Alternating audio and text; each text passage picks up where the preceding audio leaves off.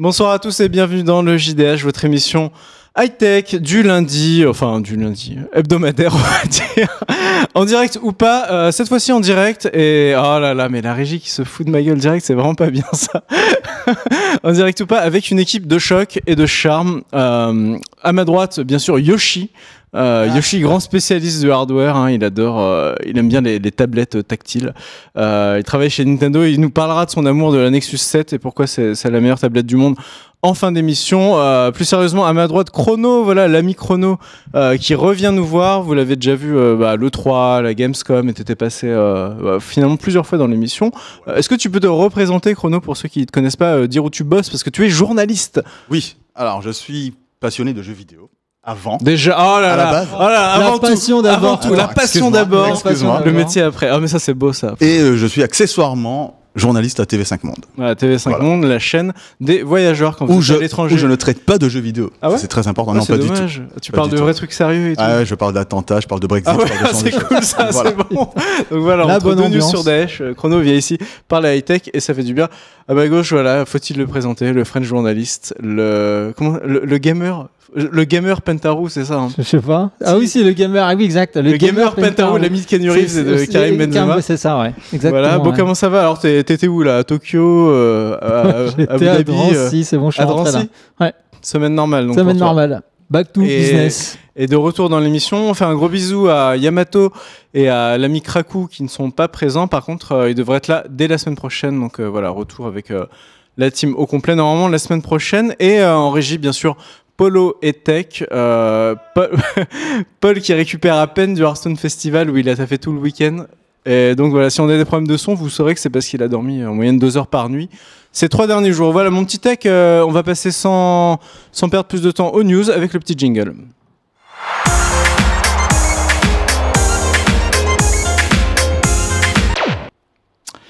Et voilà un tour de l'actualité qui va être plus long cette semaine car c'est une formule spéciale été. D'ailleurs, j'ai oublié de le dire, on va faire une émission un petit peu plus courte. Ça sera un JDH d'1 heure où on va faire news test avec nos invités. Mais par contre, on a beaucoup de contenu à balancer sur l'actu et c'est Pentarou qui attaque avec, pour changer, Microsoft, Windows 10 et Microsoft. Voilà, la propagande continue. Bah oui, il faut bien. Alors, qu'est-ce qui se passe encore chez Microsoft ? Je ne suis pas payé pour ça, donc je le fais forcément. Hashtag la passion. En fait, c'est voilà, nouvelle milestone d'atteint 350 millions d'utilisateurs de Windows 10 dans le monde. Voilà, donc. Ça fait quoi ? C'est presque la population des États-Unis, c'est ça ? Ou... un peu moins, mais voilà, ils sont quoi ? Ils sont peut-être 500 millions, je crois, aux US, un truc comme ça. Ils sont 500 millions ? Il y en a trop, ok. Oui. En fait, ils sont tellement gros qu'il y en a qui comptent comme double, en fait, tu sais, c'est pour ça, en fait. Bref.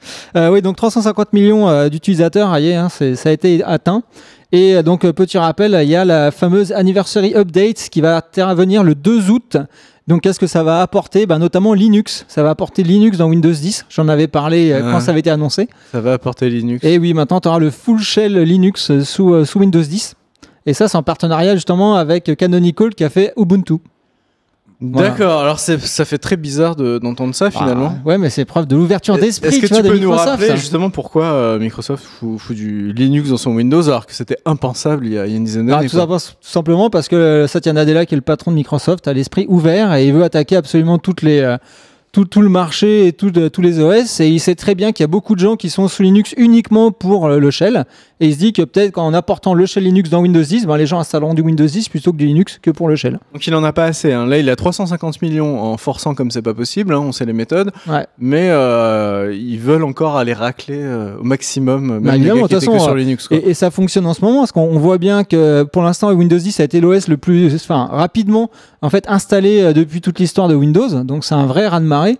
On voit bien qu'il commence à effacer Windows 8, il commence à effacer Windows 7 très rapidement sur les pourcentages, ce qui s'était jamais vu avec Windows 8. Mais il y a une raison qui est simple aussi à ça, c'est que du coup, c'est la première fois où l'upgrade est gratuite totalement.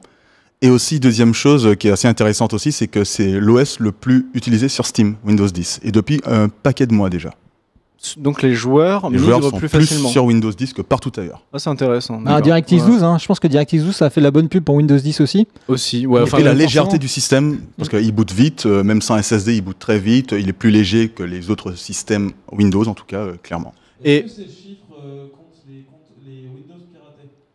Alors moi je pense que oui. Moi je pense que oui aussi. Parce que j'ai des amis qui sont passés d'un Windows 7 piraté à un Windows 10. Il y a des mentions particulières quand tu passes à un Windows 10 legit, mais en tout cas ça fonctionne et tu as ton Windows qui fonctionne bien. Donc en fait ils poussent vraiment à ce que les gens prennent Windows 10. Ouais, et puis je pense que ça leur fait pas de mal de gonfler encore plus leurs stats. Là, ils veulent vraiment bomber le torse. Donc si tu peux annoncer 350 millions et le 300 juste parce que discrètement tu comptes ceux qui ont piraté. Il y a aussi un intérêt pour eux qui est au-delà en fait d'avoir de gonfler les chiffres. C'est surtout leur lutte incessante contre les botnets. À savoir qu'en général les versions piratées ou craquées, tu sais pas trop ce qu'il y a dedans à la base.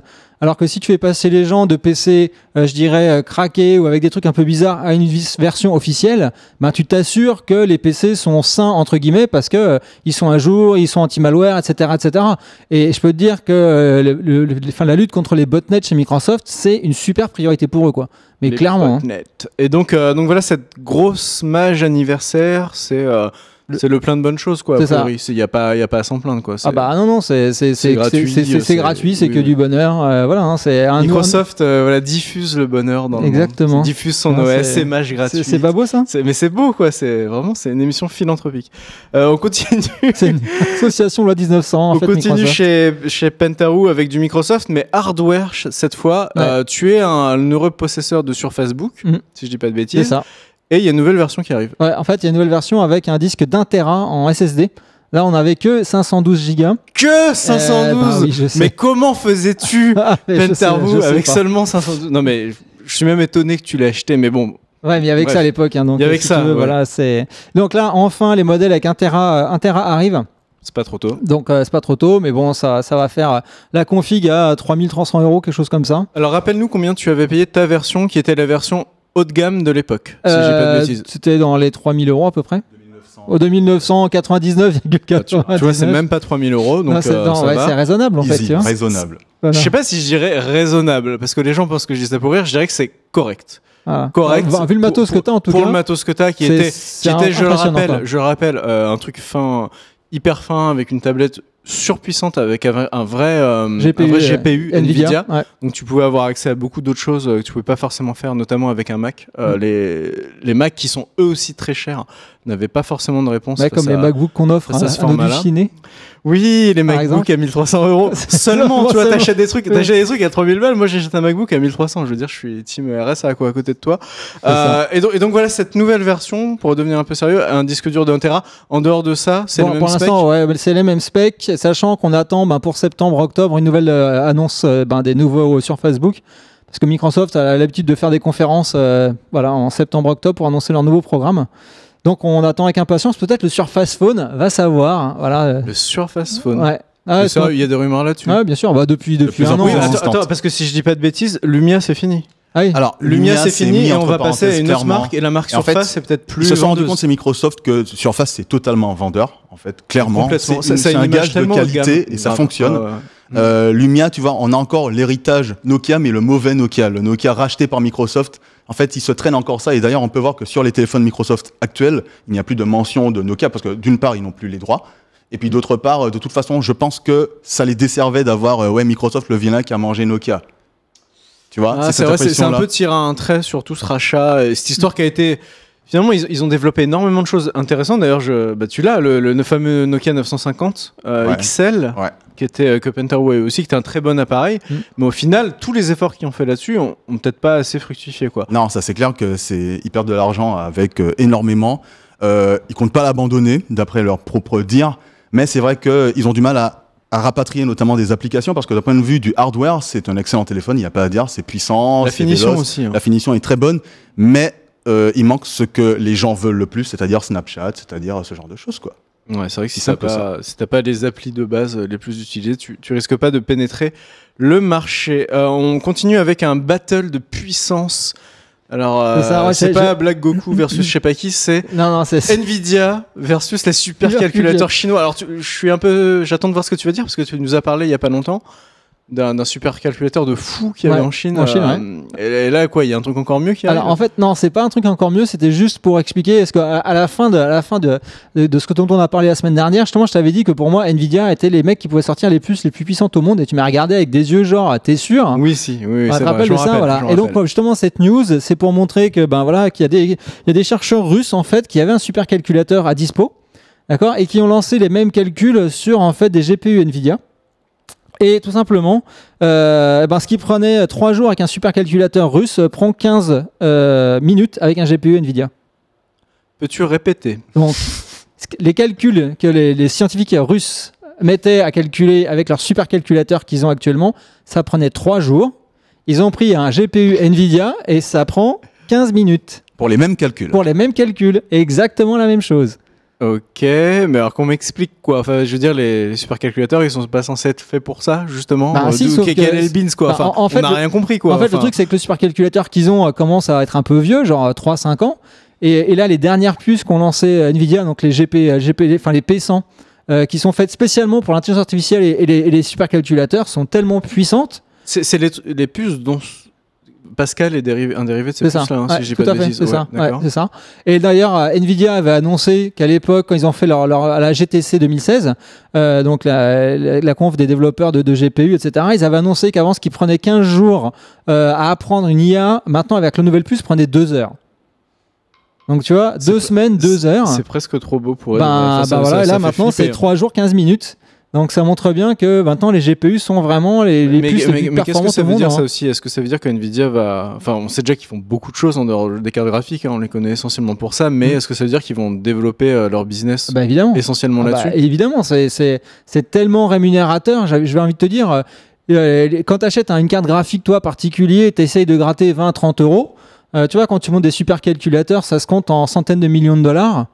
Voilà, les marges sont clairement pas les mêmes. Et en plus, ce qui est intéressant, c'est quand tu crées un supercalculateur, c'est pour 5, 10, 15 ans. Donc, c'est pour des durées très, très longues. Et à ce moment-là, il faut t'assurer, toi, en termes de maintenance, un stock énorme de GPU, ce qui fait que tu factures ça à des prix complètement hallucinants.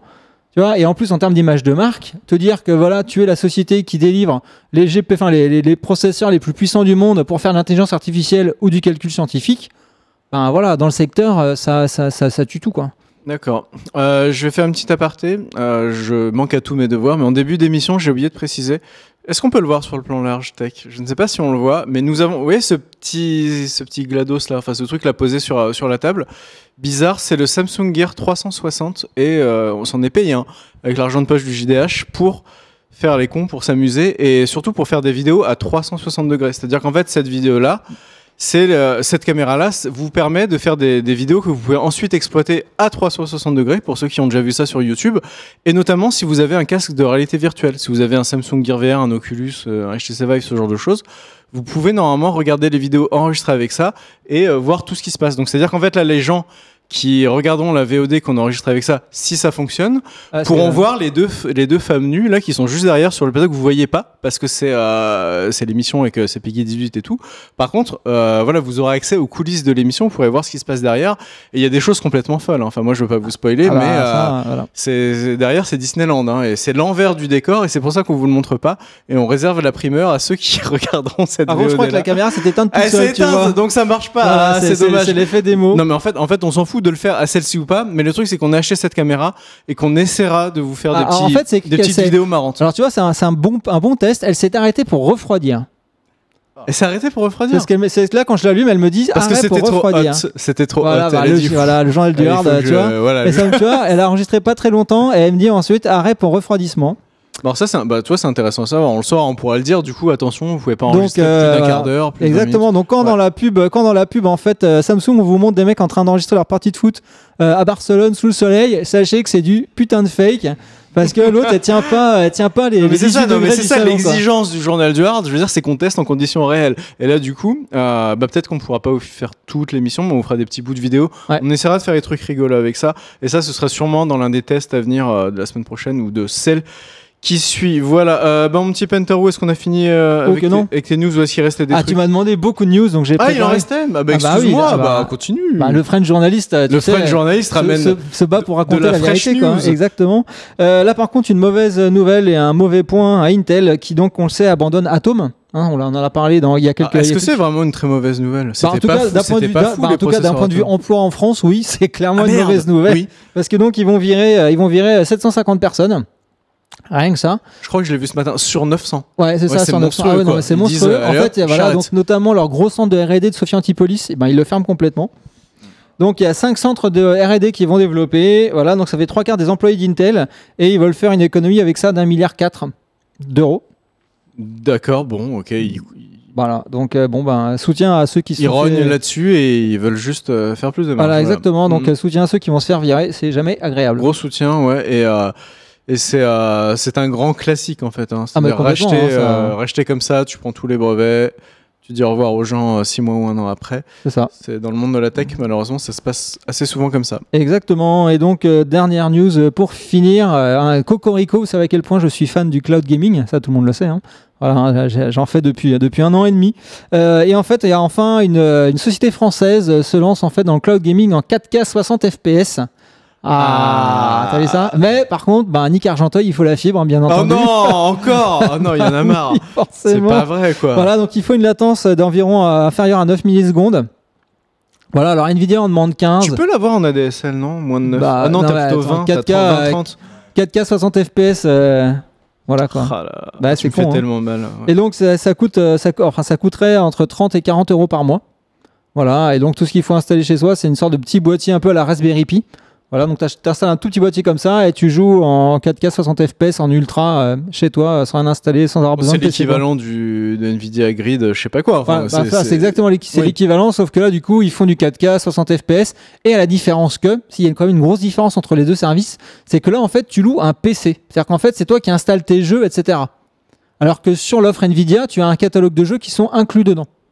Donc chez Nvidia, tu payes 9 euros par mois. Tu achètes toi-même tes jeux. Voilà. Tu loues un PC. En fait, tu l'offres la française. Tu voudrais faire du traitement de vidéo. Tu peux installer AutoCAD, tu peux installer Photoshop. En fait, tu loues un PC avec une 1080 dedans qui est surpuissant.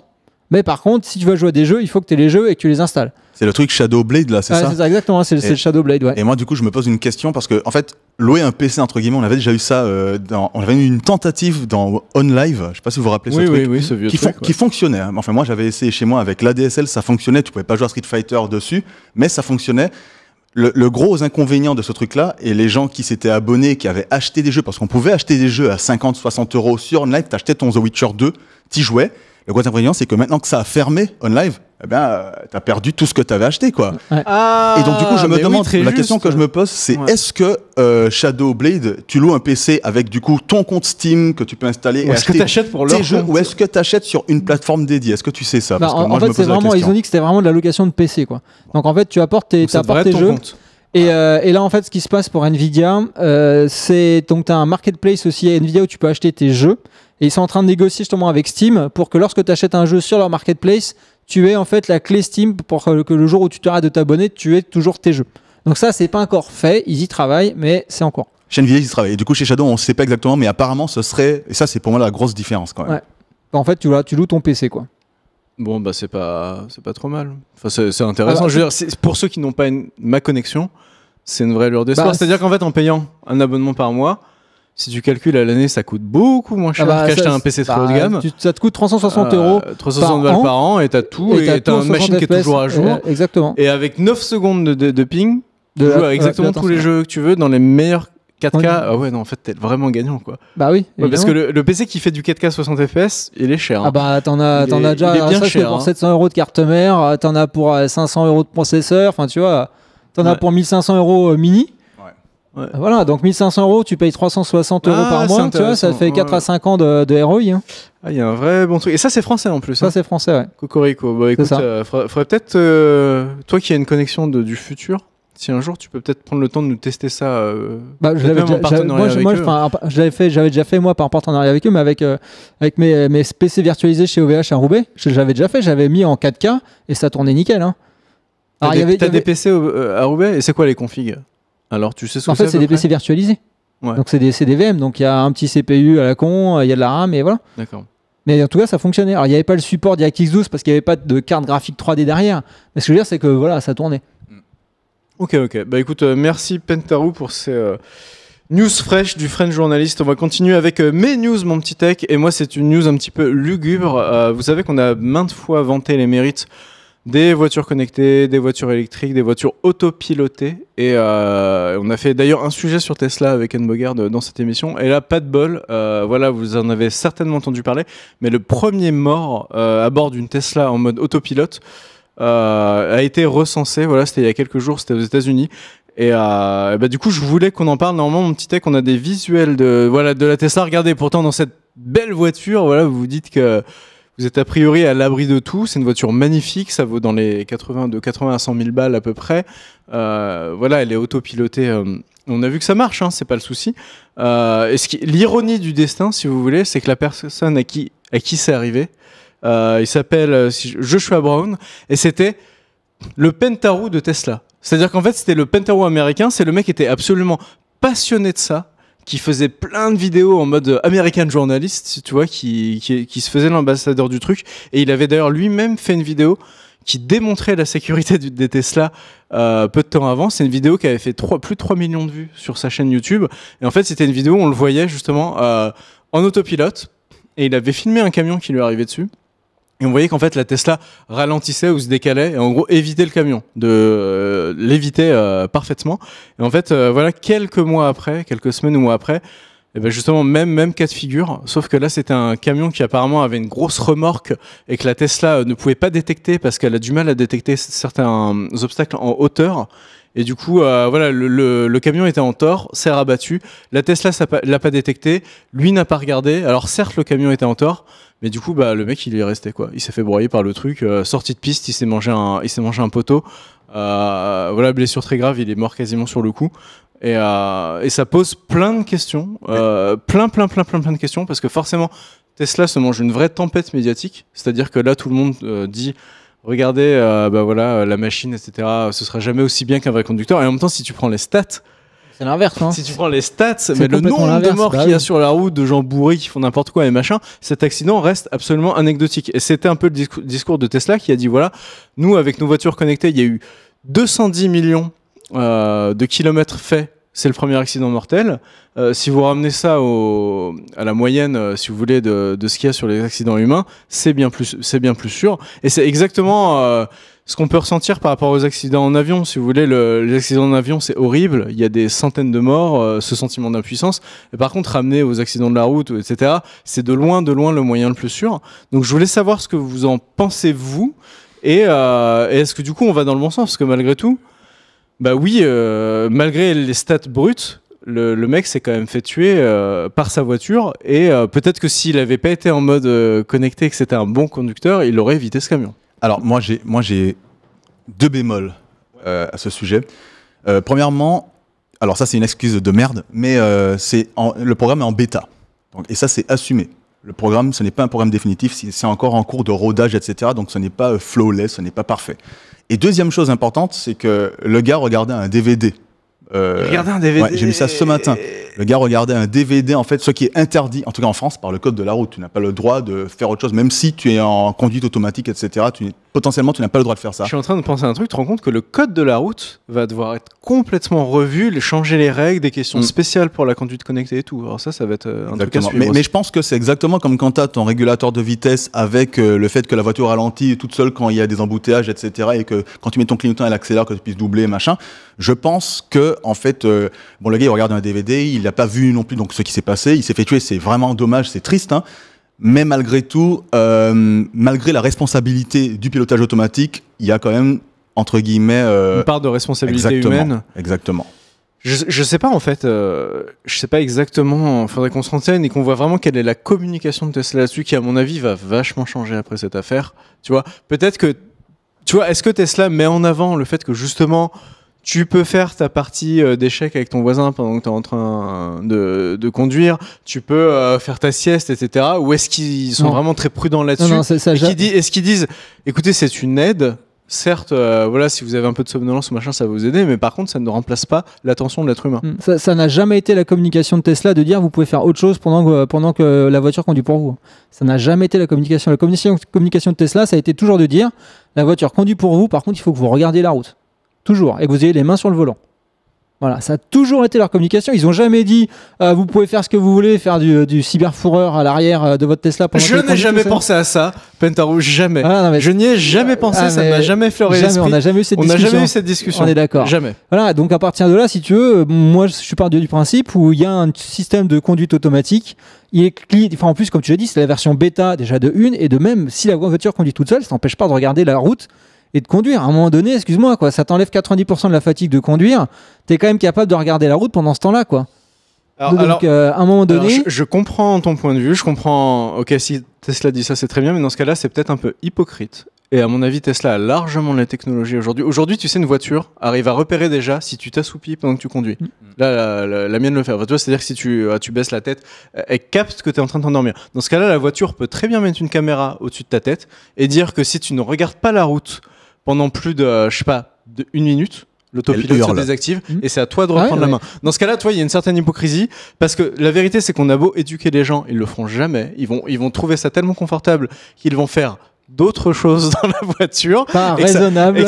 Pas raisonnable, ne faites pas ça chez vous, et que ça va devenir très dangereux. Et à mon avis, voilà, ils ont les moyens logiciels pour verrouiller tout ça. Et dans ce cas-là, peut-être se mettre bien par rapport aux autorités. Peut-être que c'est aux autorités de dire à Tesla, vous voulez envahir le marché des automobiles, nous on vous met un cadre. Mais concrètement, aujourd'hui, c'est déjà le cas. En tout cas, je sais pas comment est la loi aux États-Unis à ce niveau-là, mais en tout cas, en France, c'est concrètement le cas. Je veux dire, la loi interdit de faire autre chose quand tu es au volant de ta voiture que d'être attentif. T'as pas le droit de mettre du rouge à lèvres, t'as pas le droit de prendre ton téléphone portable, t'as même plus le droit d'avoir une oreillette Bluetooth. Moi, je fais du Snapchat. Ouais, je vais avoir des problèmes. Ça, t'es en infraction. C'est-à-dire que si jamais il y a un policier ou un gendarme sur le bord de la route, il t'arrête et t'es en infraction. Tu te prends une amende et 4 points en moins sur ton permis. Et c'est comme ça. Aux États-Unis, par contre, je ne veux pas m'avancer parce que je ne sais pas comment ça marche à ce niveau-là. Je sais pas comment elle a. Alors, écoute, il y a la bonne volonté, les lois et tout ça, et il y a l'aspect commercial. Moi, je sais pas, tu vois, les lobbies, etc. La pression qu'ils vont mettre sur les gouvernements pour peut-être ce que j'ai dit. Cette alerte n'arrive pas. À mon avis, il va y avoir un bras de fer assez puissant. En tout cas, pour la partie flic aux États-Unis, comme j'ai eu la chance d'être arrêté par un flic sur l'autoroute quand j'étais avec Kerr. Sérieux ? Bah oui, sérieux. Tu t'es fait arrêter avec Kerr sur l'autoroute, mais quel swag. Mais quel swag. Et clairement, le mec était zéro tolérance, quoi. Tu vois, et je me suis fait arrêter parce que je respectais pas les distances de sécurité, derrière lui. Et tu vois, et voilà, et on a eu une discussion pendant 5-10 minutes, etc. Et eux, c'est tolérance zéro. Et encore, il a bien vu qu'on n'était pas forcément des terroristes et des menaces pour la société. Sinon, c'était directement 2 voitures de flics derrière nous, etc., avec les guns sortis, quoi. Donc, ouais. Non, mais ça plaisante zéro parce que aux États-Unis, ils savent pas si t'as pas un gun dans la boîte à gants et que tu vas pas tous les défoncer. Exactement. Donc, au niveau conduite, voilà, tout ce qui est conduite en état d'ébriété, etc., c'est tolérance zéro, mais clairement. Bon, je me rends compte qu'on a beaucoup traîné, mais en tout cas, c'est une question très intéressante. On reviendra peut-être aussi dans une autre émission sur les questions d'éthique par rapport au driving automatique, etc. Parce qu'il y a aussi des news, je rigole, mais qui sont pas drôles du tout, mais c'est qu'en fait, il y a des débats sur le fait que tu puisses choisir dans ta voiture, en gros, de te tuer toi, plutôt que de tuer les piétons. Tu sais, en fonction de la voiture, c'est-à-dire en fonction de l'angle, etc., de la vitesse et tout, pourra dire des fois, devra peut-être freiner, éviter, aller dans le mur, et en gros, va devoir choisir si c'est toi qui as tué la voiture, ou si c'est les gens qui sont en face, tu vois. Est-ce qu'il vaut mieux que tu meurs toi, ou plutôt que 4 personnes en face, une maman et une poussette, tu vois. C'est très, très, très tendu au niveau de l'éthique. Et ça dépend ce qu'il y a dans la poussette d'e-tech. Non mais voilà, il va y avoir plein de débats là-dessus. Et à mon avis, on n'a pas fini d'entendre parler. Je vais accélérer parce qu'on prend beaucoup de temps, mais c'était très intéressant pour parler du OnePlus One, mon petit tech, qui est un téléphone que vous connaissez sûrement. OnePlus One qui avait frappé fort avec son premier modèle, qui est le premier vraiment à avoir cassé le marché de l'Android, arrivé avec un modèle à 300 balles, très haut de gamme, les composants dignes des Galaxy S, des LG, G2, G3, etc. Le truc, c'est que le dernier modèle avait connu mauvaise presse à sa sortie parce qu'il exploitait mal sa RAM. C'est-à-dire qu'en fait, pour gagner de la batterie, il trichait un petit peu sur la RAM, il ne l'utilisait pas complètement, et l'écran était décevant. Bonne nouvelle, voilà, il y a une Mage qui est sortie, qui corrige les problèmes d'écran, qui permet de mieux utiliser la RAM, donc ça devient un téléphone très très recommandable. C'est-à-dire que pour autour de 300 balles, vous avez l'équivalent de la fiche technique quasiment d'un S7 et assimilé. Le seul truc, c'est que l'écran, par contre, reste du 1080p. Donc, si vous êtes intéressé par les téléphones pour faire de la VR, notamment, c'est un peu mieux de prendre un écran QHD, voire 4K. En dehors de ça, c'est un très très bon modèle maintenant que je conseille vivement à ceux qui veulent pas mettre 700 ou 800 euros d'un téléphone, mais en reste-t-il dans les viewers du GDH? Je ne pense pas. Voilà, on va enchaîner avec voilà, une mauvaise nouvelle pour Dell. Alors après Intel qui arrête des trucs, c'est Dell qui lui a choisi de tailler dans le gras au niveau des tablettes. Je ne sais pas si vous connaissiez les tablettes Dell, mais il y en avait quelques-unes qui étaient très bonnes et malgré tout, les ventes ne sont pas suffisantes du tout. Donc voilà, Dell a dit on arrête les frais, les tablettes c'est fini. Aujourd'hui on va se concentrer sur les portables, tablettes hybrides, mais tout ce qui est tablette pure, c'est terminé. Sur les 2 ans. Je sais pas ce que vous en pensez, mais moi je pense que c'est un choix très très rationnel. Bah, c'est normal, hein. Enfin, c'est le business, de toute façon. Dell, le niveau pro, de toute façon, avait fait des choix un peu hasardeux. Ils ont vite rattrapé à ce niveau-là. Et voilà, ça me paraît complètement naturel. Hein. Parce que de toute façon, les tablettes, maintenant, quand tu vois les tablettes Android, les tablettes Cyprien à 99 € qui me font hurler à chaque fois que je les vois, genre de choses. Il y a une tablette Cyprien, mais il faut tellement qu'on la teste. Mais Cyprien, c'est la famille. C'est Webedia. C'est la famille. Non, mais c'est Mixicom, c'est la famille. Moi, je teste la tablette Cyprien. Putain, bah sans moi. Mais faut qu'on l'achète, merde. Bref, ce que je veux dire, c'est qu'à un moment donné, je pense que comme tu as des tablettes vraiment très peu chères, la rentabilité n'est pas du tout là, quoi. Et se battre quand tu t'appelles Dell avec des gens qui sont capables de te faire des tablettes à 50 €, c'est clairement pas ton cœur de métier. Ton cœur de métier, c'est de faire des PC. Donc faire des 2 en 1, faire des Surface Book-like, etc., ou des Surface Like, oui, c'est intéressant pour eux. Mais sinon, en tablette pure, le combat il est fini. Et c'est d'autant plus fini qu'en fait le marché des tablettes est en difficulté en général, c'est-à-dire que même le roi Apple vend moins d'iPad, voit ses marges rogner sur l'iPad. Après, il y a un long débat à avoir là-dessus. C'est aussi que l'iPad est un très très bon produit et qu'en fait en général quand tu as un iPad, t'en changes pas tous les ans. Comme quand tu changes de téléphone, etc. C'est beaucoup plus durable comme produit. Donc c'est un petit peu malheureux pour eux d'avoir fait des bons produits, j'ai envie de dire. Mais on n'a pas envie de changer de tablette tous les ans. On va continuer avec une 1070, mon cher Tech. Est-ce que tu peux nous la montrer? Une 1070 de Nvidia, qui est donc la carte milieu de gamme, enfin milieu haut de gamme, j'ai envie de dire, qui est sortie un peu après la 1080, qui assure... Je vais caricaturer, mais qui est en gros l'équivalent d'une Titan X, qui était quand même une très très très bonne carte pour autour de 500 €. Le truc, c'est que là, c'est Gigabyte qui nous sort une carte de 17 cm seulement. Alors, ça dépend de quel côté de l'échelle vous vous placez. Moi, je trouve que c'est pas mal. Il y en a qui vont trouver que c'est peu. Ouais. Lol, parce que la GeForce... Mais pour remettre ça en perspective, la GeForce 1070 de base fait 28 cm. Alors là, encore lol, blague vaseuse sur le chat, etc. Mais 17 cm, ça vous permet quand même de gagner énormément de place dans votre tour. Et le petit coup de force là-dessus, c'est qu'elle est même pas moins performante qu'une classique. C'est-à-dire qu'elle aura un tout petit overclock, c'est quelques trentaines de mégahertz. Mais en gros, elle sera à la fois plus rapide, à la fois plus compacte.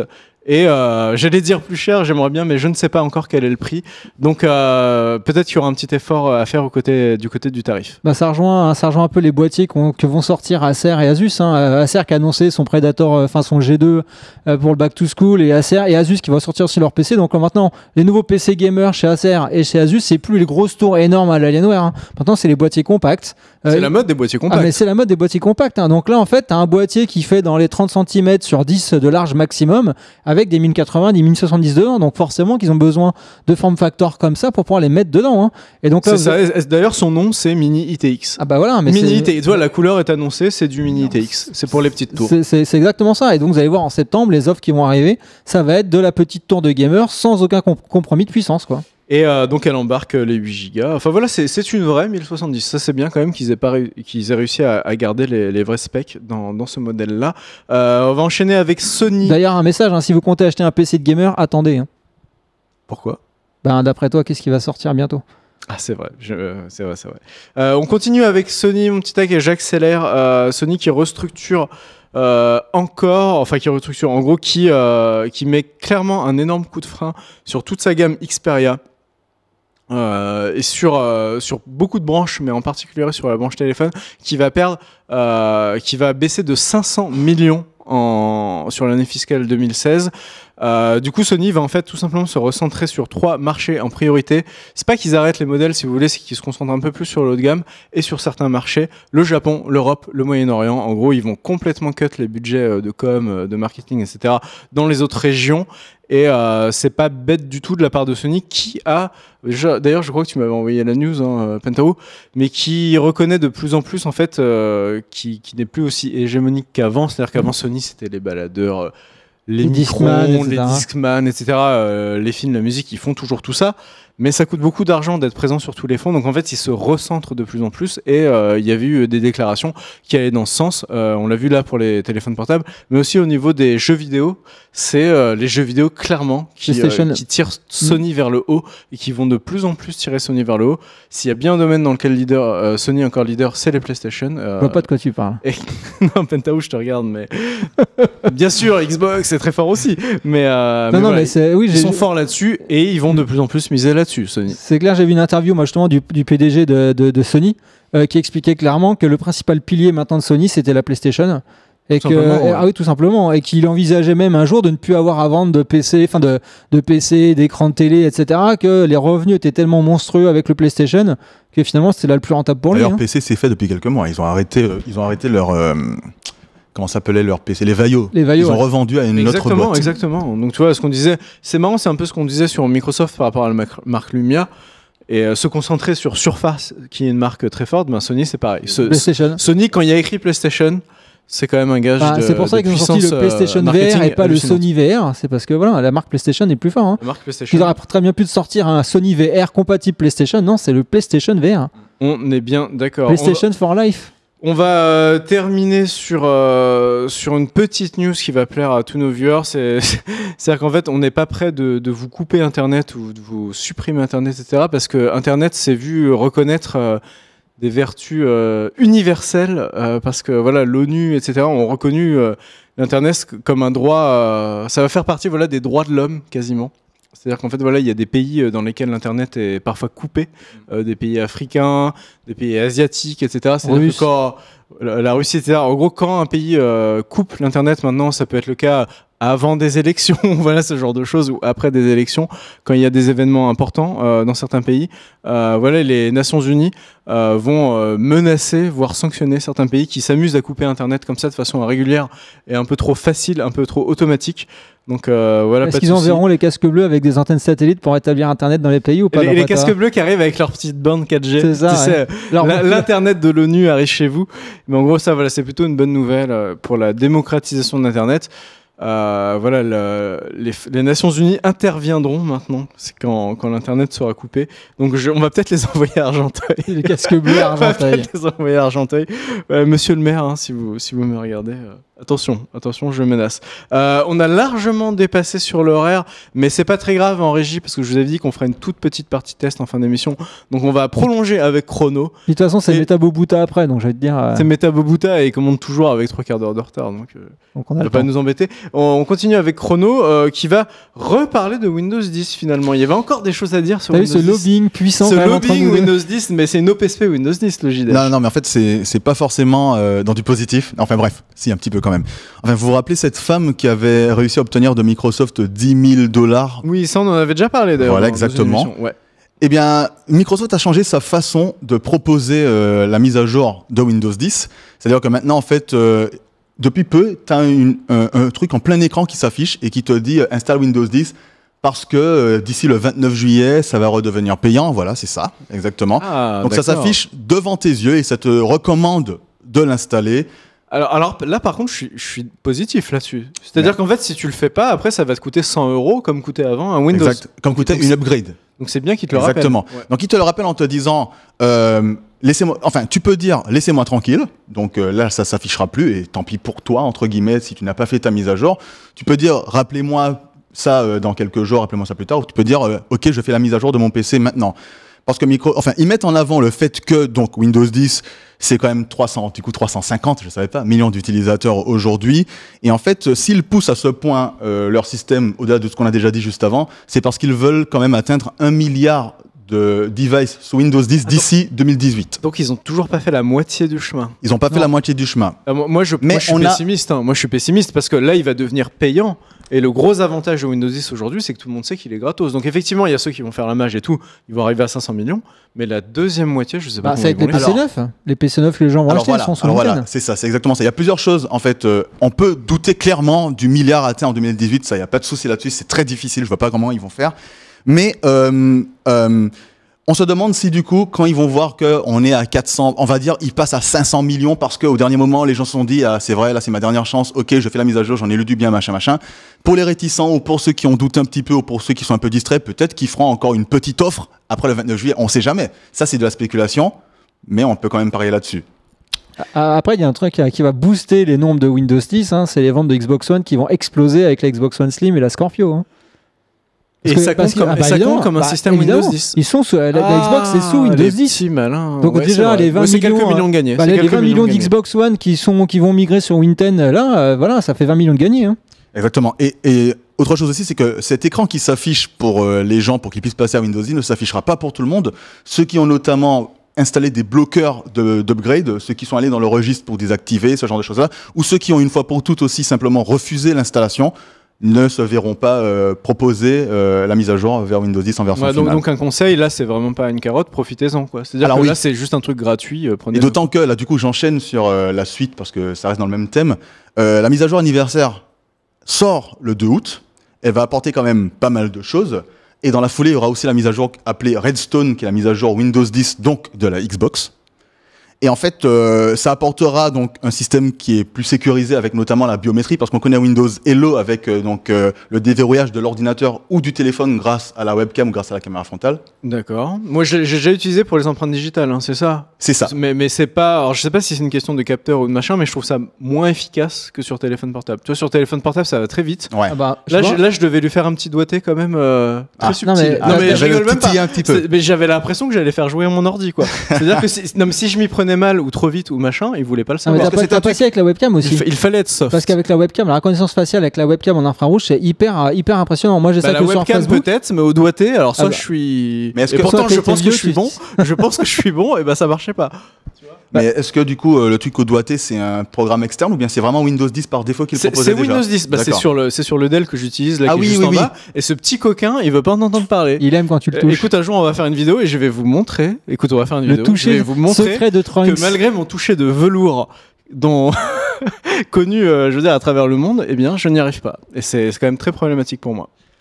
Enfin, et du coup, qu'est-ce que ça a apporté d'autre? Bon, Edge aura enfin les extensions, parce que Edge, c'est un bon navigateur, franchement, enfin, c'est vraiment un très bon navigateur, mais il a un gros défaut, et qui fait que beaucoup de gens, en fait, ont du mal, dont moi, c'est qu'il ne possède pas d'extensions comme AdBlock, ce genre de choses-là. AdBlock, malheureux, mais tu es à Webedia ici. Pardon, je ne connais pas ce mot. C'est pas grave, c'est l'émission de la vérité, on dit la vérité. Oui, donc du coup, les extensions, et apparemment, sont des extensions issues directement de Chrome, donc tout bénef pour ceux qui sont déjà habitués à leurs extensions, etc. Cortana amélioré, donc parce que maintenant il y aura donc on pourra utiliser Cortana plus facilement sur l'écran de verrouillage et une synchronisation entre les devices, c'est déjà un peu le cas, mais là aussi avec Android. Et puis leur truc Windows Ink là qui permet d'utiliser son doigt pour faire tout. Enfin bref, ça c'est des trucs qui ne servent pas à des gens comme moi en tout cas. Et du coup avec Redstone, on aura aussi Cortana sur One, donc le vrai Windows 10. On l'a déjà pour ceux qui sont en preview. Hein. C'est ça, exactement. Et deux choses très intéressantes. Enfin, la première qui est un peu un retour en arrière, c'est la musique en background qu'on avait déjà sur la 360, qu'on pourra utiliser sur la One. Donc, tu peux mettre n'importe quelle musique quand tu joues à n'importe quel jeu. Et la deuxième chose qui, pour moi, est l'une des plus intéressantes, c'est indépendamment choisir la langue dans le jeu, indépendamment de la région de sa console. Sympa. Et ça, c'est cool. Quand tu veux jouer à ton jeu en VO, en général, c'est très embêtant. Tu peux quasiment pas le faire. Sur PC, tu le fais rapidement. Et même quand t'as pas le choix, tu vas dans tes fichiers init, tu changes les trucs, bref. Sur console, aujourd'hui, c'est difficile. Eh bien, avec la mise à jour Redstone, tu pourras faire ça. Et ce qui m'amène à ma troisième partie de cette news, c'est le Play Anywhere qui arrive. Et ça, c'est la partie la plus intéressante, je pense, pour nous tous et je crois vous qu'on a une autres, petite vidéo tech là-dessus, si tu peux nous montrer le Play Anywhere. Qui permettra, en fait, de jouer, comme on l'a déjà dit, avec... Donc, on achète un jeu une fois, on l'achète sur PC, sur Xbox, et on peut y jouer sur PC ou sur Xbox. On peut continuer sa sauvegarde, on peut... avoir les succès, les listes d'amis, et on peut jouer aussi avec les gens qui, par exemple, moi j'ai Forza Horizon 3 sur PC, Pentaro le prend sur sa Xbox, je veux jouer avec Pentaro, on joue ensemble sans souci. C'est l'ultime crossplay. C'est l'ultime crossplay. Crossplay, cross-buy, cross-save. C'est ça. Cross-tout. C'est cross-tout. Et ce qui est intéressant, c'est que contrairement aux essais qu'il y a eu jusqu'à présent... D'ailleurs, c'est Chrono Cross. Oh, pas mal. c'est la rubrique Chrono Cross, très bon. Ce qui est intéressant à ce niveau-là aussi, c'est que quand on achète le jeu sur une des plateformes, il est lié à notre compte. C'est pas comme pour Quantum Break, qui a d'ailleurs fait un four sur PC à cause de l'optimisation fraise. Justifié, oui.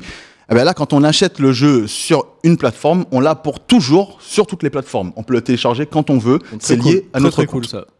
Et donc, le Play Anywhere va débuter le 13 septembre avec Recore. Et contrairement à ce qu'on peut penser, le Play Anywhere ne sera pas uniquement pour les jeux Microsoft. Aujourd'hui, par exemple, Ark Survival Evolved est aussi annoncé en Play Anywhere, mais je pense, enfin, c'est exclusif Windows Store. Donc, je ne sais pas comment ça va marcher sur Steam, par exemple, avec ton Ark. Moi, j'ai déjà Ark sur Steam, par exemple. Je ne sais pas s'il y aura, par exemple, le choix d'une surcouche, un peu comme Uplay, Marketplace, PC, Xbox, machin. Je sais pas. Mais bon, dans tous les cas, il faut bien de toute façon qu'ils puissent essayer de vendre aussi leurs produits à eux. Donc, apparemment, le Play Anywhere, c'est une exclusivité Microsoft. Même si un jour on a Forza Horizon 3 sur Steam, ce sera pas Play Anywhere. Bon, je suis complètement désolé, mon petit chrono, mais vu qu'on est à la bourre, je vais cut un peu dans tes news. Il n'y a pas de problème. Et on va passer sur la VR. Je sais que tu voulais nous parler de la VR. On va terminer sur celle-là. C'est celle qui me semblait la plus importante. Alors, la VR. La VR, quand je vous parle de VR, vous pensez à quoi concrètement tout de suite? Ah, moi, je pense aux visites de musées. Moi, je pense à Lucky's Tale. Ah, moi, je pense aux visites de musées. Moi, ce qui me passionne avec la VR, c'est de pouvoir visiter des musées. C'est mon rêve depuis toujours. Je vois pas à quoi ça peut servir d'autre. Alors je vais changer les choses très rapidement. Quand on parle de nouvelles techno, qu'est-ce qui est le premier facteur de boost pour les nouvelles techno? Le premier essai, entre guillemets, il y a le sport. Mais avant ça, il y a quelque chose d'autre qu'on... je vois qui fait office de balance. Je vois pas de quoi tu peux parler, non. La pornographie. La pornographie. La pornographie. Ah, bah ça alors, c'est pas possible. Non. Si. Alors la pornographie, en fait, on s'est rendu compte depuis 2015 que les recherches sur Google de pornographie plus VR ont augmenté de 10 000%. 10 000%. Regardez-moi ce graphique. 10 000%. Ah putain. Normal. Donc, j'ai envie de dire normal. Oui. 10 000%, mais qui l'eût cru? On pense VR forcément quand on a l'esprit un peu normal, hein, on s'imagine. C'est presque ça, ouais. Oui, normal, hein, on s'imagine un peu les possibilités. Aujourd'hui, on n'a pas encore de trucs VR assez poussés pour qu'on puisse avoir le film X dont vous êtes le héros. Ce serait pas mal quand ça. Ça sera pas mal quand tellement. Ça comme un Quantic Dream. Exactement. Un Quantic Dream. Exactement. Oh putain, merde. Enfin bref, donc. On va devenir milliardaire. Ouais. Je vais m'arrêter là. Chrono, ne dis plus rien. Je ne dis plus rien. Je m'arrête là. On en reparlera un jour. Voilà. Ah oui, ben 10 000%. Alors là, tu 10 000%. vas tuer. 10 000%. Et acheter ce genre de caméra, bah finalement, tu nous apprends que ça pourrait on aussi. On sait ce que Trunks va faire avec la caméra. Ça pourrait aussi servir à autre chose. Voilà, on a terminé sur les news. On est à la bourre, mais on va rusher. On fait 3-4 minutes de pause max et on revient pour la partie test, la dernière partie de l'émission, dans quelques minutes. Bisous. De retour dans le JDH en direct, toujours avec l'ami Chrono et avec Pentaru pour cette partie test qui va être très rapide parce qu'on a vraiment commencé tard. Enfin, commencé tard, on s'est étendu sur les news. Moi, je vais vous parler de 2 produits très rapidement qui sont plutôt cool. C'est un DD Toshiba. Un DD Toshiba, le X300, qui a la particularité de faire 6 Tera, Pentaru. Je veux dire, je connais des mecs, ils ont des disques durs 4 Tera. Je sais pas comment ils font depuis qu'il y a des 6 Tera qui sont sortis. L'avantage de ce disque-là, alors très honnêtement, aujourd'hui on est quasiment tous en SSD. Pour moi, c'est un disque secondaire. Il a 128 mégas de cache, c'est un 7200 tours minute. Il est quand même bien rapide pour un disque dur classique. Par contre, je le mettrai pas en disque dur principal. Voilà, on préfère toujours avoir un SSD plus rapide pour booter, etc. Mais qui dit 6 Tera de stockage dit ah merde, je l'avais noté, j'ai oublié. Mais en gros, ça vous fait 6000 gigas. 6000 en général, ouais. 6000 épisodes de Game of Thrones en HD. En Full HD. Et je me suis amusé à faire la comparaison. Ça fait donc 18 000 épisodes de manga en HD. Si vous stockez des mangas, vous en aurez pour 18 000 épisodes de hentai. C'est le X300 donc qui vaut quand même un peu plus de 200 balles. Donc au rapport prix gigaoctet, c'est pas forcément le plus intéressant. Vous avez des modèles 5 et 4 gigas qui ont les mêmes perfs et qui sont peut-être plus intéressants. Mais des fois, il y en a qui aiment avoir la plus grosse, qui aiment avoir juste le plus haut de gamme et qui se prennent pas la tête et qui se disent voilà, qu'est-ce que je peux avoir de mieux? Aujourd'hui, du 6 Tera, ça reste quand même très costaud et quand on veut pas avoir 50 disques dans sa tour et qu'on a besoin de stocker, c'est-à-dire que si vous avez pas besoin de stocker, on en parlait hors antenne avec Chrono disait moi je stocke plus parce que j'ai la fibre. Donc en fait, tout ce dont j'ai besoin, je le retélécharge très vite. J'ai pas besoin de stocker. Par contre, si comme moi, vous avez une connex de merde et que vous voulez pas vous installer beaucoup de jeux, vous voulez stocker des vidéos, etc. Là, c'est plus cool d'avoir un très gros disque. L'intérêt de ce disque-là, pour moi, c'est surtout de le mettre dans un NAS. C'est-à-dire que le NAS, c'est les stockers, c'est les petits stockages sur le réseau. J'en avais déjà parlé. Ouais, j'en ai déjà parlé. Là, pour le coup, si tu mets tes 2x6 Tera en stockage, si tu les mets en RAID, ça te fait 6 Tera. Si tu les mets pas en RAID, ça te fait 12 Tera. Là, t'as de quoi faire. Ça commence à devenir la collection du cyberfourreur en intégralité. Tu crois que j'en ai des terras? Non, mais faut pas. Bah oui, je sais que t'en as des terrains. Je n'ai rien du tout. Et si vous êtes plus fan de SSD, donc ça c'est vraiment ce qui nous intéresse, chez Toshiba, il y a le Q300 Pro. Il y a deux gammes. Il y a le Q300 Pro qui est plus cher. Alors là, je le dis, là c'est plutôt cher pour ce modèle. Là c'est le 512 que j'ai en main, mais il y a aussi un 256. C'est une gamme qui est un peu plus chère. Par exemple, le 256, vous allez toucher à 110 balles. Alors qu'en ce moment, pendant les soldes, vous avez des fois de 256 à 50 balles. Donc mais par contre, il est plus cher parce que c'est la gamme Pro, qu'il est plus rapide, qu'il est au-dessus des 500 mégas en lecture, en écriture. C'est donc un disque dur qu'on va utiliser en disque dur principal. Je sais pourquoi tu rigoles, parce que toi t'en as encore plus rapide à montrer, mais du coup voilà, c'est la gamme chez Tosh qui est plutôt pas dégueulasse, avec du Q300 Pro donc pour le SSD, le X300 pour le disque classique.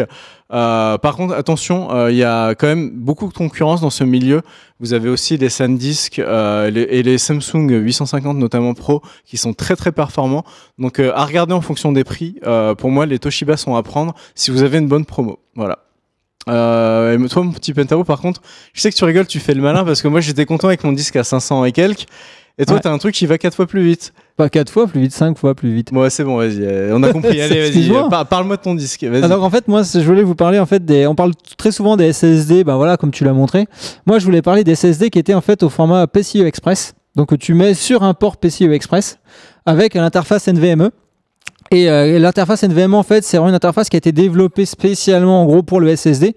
À savoir que les SATA, les SAS, en fait, ont été développés pour les disques plateaux, où tu peux accéder qu'à une seule donnée à un instant T. Parce qu'en fait, c'est tes petites fourchettes qui vont lire sur ton disque qui tourne. Alors qu'en fait, le SSD, ben, finalement, c'est comme de la mémoire, donc tu peux accéder à plusieurs informations en même temps. Ouais. Et donc, le NVMe a été développé pour ça, ce qui permet d'avoir des débits de fou furieux sur les disques. Alors, par contre, ce n'est pas du tout le même tarif. Voilà, donc moi, en fait, les petites informations. Donc, mon petit c'est donc les Intel PCIe Intel 750 Series 1 Tera 2, où j'atteins sans trompe force. 1 Tera 2. Ouais. 1200 euros. Oui, okay. 1 Tera 2, 1200 euros. Donc voilà, comme ça c'est simple, hein, tu peux t'en souvenir. 1200 euros, ouais. 200 euros. Ça fait 1 euro le mégaoctet. Pour 1 Tera 2. Même moi, je suis choqué là. C'est-à-dire qu'en fait, un disque dur 1 Tera SSD, donc vous prenez le Samsung, le Toshiba, machin, vous voulez 1 Tera, en général, ça coûte autour de 200-300 balles aujourd'hui.